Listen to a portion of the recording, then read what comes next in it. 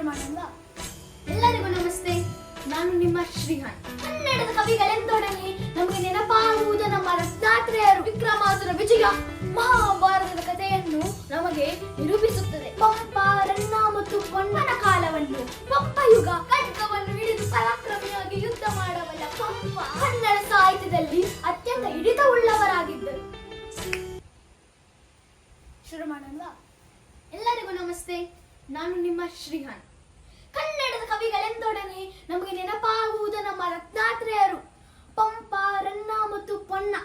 ಅದರಲ್ಲಿ ಮೊದಲಿಗರು ಪಂಪ, ಕನ್ನಡದ ಆದಿಕವಿ ಎಂದು ಪೂಜಿಸಲ್ಪಡುವ ಮತ್ತು ಕನ್ನಡ ಸಾಹಿತ್ಯದ ಯುಗವನ್ನು ಪ್ರಾರಂಭಿಸಿದವರು. ಪಂಪರವು ಗದಗ ಜಿಲ್ಲೆಯ ಅಣ್ಣಿಗೆರೆಯಲ್ಲಿ ಜನಿಸಿದರು. ಪಂಪರ ತಂದೆ ಮತ್ತು ತಾಯಿ ಭೀಮಪ್ಪಯ್ಯ ಮತ್ತು ಅಬ್ಬನಬ್ಬೆ. ಪಂಪರು ಹಿಮ್ಮಡಿ ಅರಿಕೇಸರಿ ಆಸ್ಥಾನದಲ್ಲಿ ಕವಿಗಳಾಗಿದ್ದರು. ದೇವೇಂದ್ರ ಮುನಿ ಎಂಬುವವರು ಪಂಪನ ಗುರುಗಳು. ಖಡ್ಗವನ್ನು ಹಿಡಿದು ಪರಾಕ್ರಮಿಯಾಗಿ ಯುದ್ಧ ಮಾಡಬಲ್ಲ ಪಂಪ ಕನ್ನಡ ಸಾಹಿತ್ಯದಲ್ಲಿ ಅತ್ಯಂತ ಹಿಡಿತವುಳ್ಳವರಾಗಿದ್ದರು. ಅಡಂಕುಶ ವಿಟ್ಟೊಡಂ ನೆನೆಯುವುದನ್ನ ಮನಂ ಬನವಾಸಿ ದೇಶಂ. ಇದು ಪಂಪರ ದೇಶ ಪ್ರೇಮ ಮತ್ತು ತಾಯ್ನಾಡಿನ ಬಣ್ಣಿಸ ರೀತಿ ಹೀಗಿತ್ತು. ಪಂಪ ಗದ್ಯ ಮತ್ತು ಪದ್ಯ ಸೇರಿ ಚಂಪು ಶೈಲಿಯಲ್ಲಿ ರಚಿಸುತ್ತಿದ್ದರು. ಪಂಪನ ಸಾಹಿತ್ಯಗಳು ಹಳೆಗನ್ನಡಕ್ಕೆ ಅಡಿಪಾಯವಾಗಿವೆ.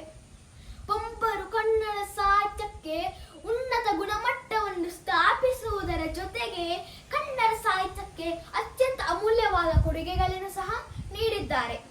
ಇನ್ನು ಪಂಪನ ಕೃತಿಗಳಾದ ಆದಿಪುರಾಣವು ಜೈನ ತೀರ್ಥಂಕರ ಋಷಭನಾಥರ ಕಥೆಯನ್ನು ಹೇಳಿದರೆ, ಇನ್ನು ವಿಕ್ರಮಾಸುರ ವಿಜಯ ಮಹಾಭಾರತದ ಕಥೆಯನ್ನು ನಮಗೆ ನಿರೂಪಿಸುತ್ತದೆ.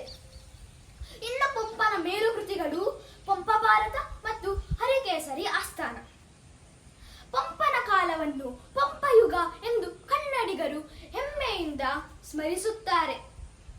ಪಂಪರವರ ಗೌರವಾರ್ಥಕವಾಗಿ ಮಹಾನ್ ಸಾಹಿತಿಗಳಿಗೆ ಪಂಪ ಪ್ರಶಸ್ತಿಯನ್ನು ನೀಡಲಾಗುತ್ತದೆ. ಈ ವಿಡಿಯೋ ಮುಖಾಂತರ ಆದಿಕವಿ ಪಂಪರವರಿಗೆ